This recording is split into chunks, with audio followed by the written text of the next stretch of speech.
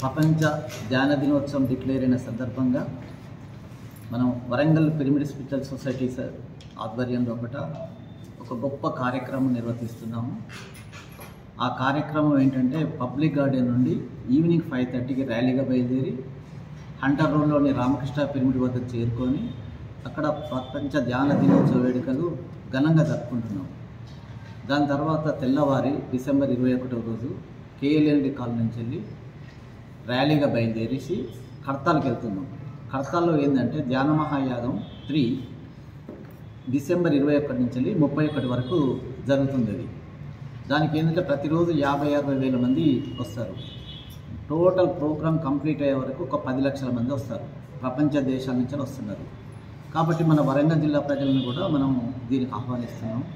ఇంకోటి ఏంటంటే ఈ యొక్క ప్రపంచ ధ్యాన దినోత్సవం డిక్లేర్ కావడం అనేది మన భారతదేశం ఒక గర్వించదగిన విషయం. ఎందుకంటే ఈరోజు ప్రతి ఒక్కరు స్ట్రెస్లో ఉన్నారు, అనారోగ్య సమస్యలు ఉన్నారు. కాబట్టి ధ్యానమే మనకు శరీరం తప్ప వేరే ఏది కాదు దానిలో. అందుకొరకే జూన్ 21కి మన యోగా డే డిక్లేర్ అయింది. తర్వాత ఇప్పుడు మళ్ళీ 6 నెలలకు కరెక్ట్గా డిసెంబర్ 21కి ధ్యాన దినోత్సవం డిక్లేర్ అయింది. అంటే ధ్యాన దినోత్సవం డిక్లేర్ కావడం అనేది మామూలు విషయం కాదు. అందరూ ఏమనుకుంటారంటే యోగా అనేది ధ్యానం అనుకున్నారు ఇన్ని రోజులు. కానీ యోగా వేరు, ధ్యానం వేరు.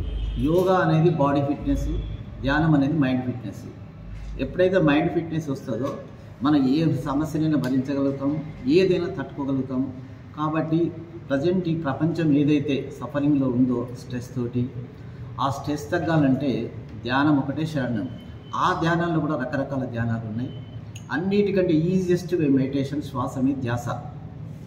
దానికి మనం పిరమిడ్ అనుసంధానం చేసాం.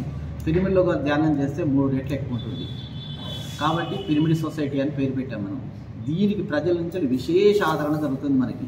ఇప్పుడు ప్రపంచం చూసేస్తే చాలా దేశాల్లో అన్ని దిక్కులు మన నెట్వర్క్ ఉంది. ఈ ధ్యానం ఏదైతే ఉచితంగా చెప్తున్నాము, ఎలాంటి ఫీజు కానీ ఏది కానీ తీసేసుకోము. మన దగ్గరకు వచ్చే వాళ్ళు కూడా వాళ్ళు ఏంటంటే ఇన్ని రకరకాల డిసీజులకి వెళ్ళి బయటపడుతున్నారు. రేపు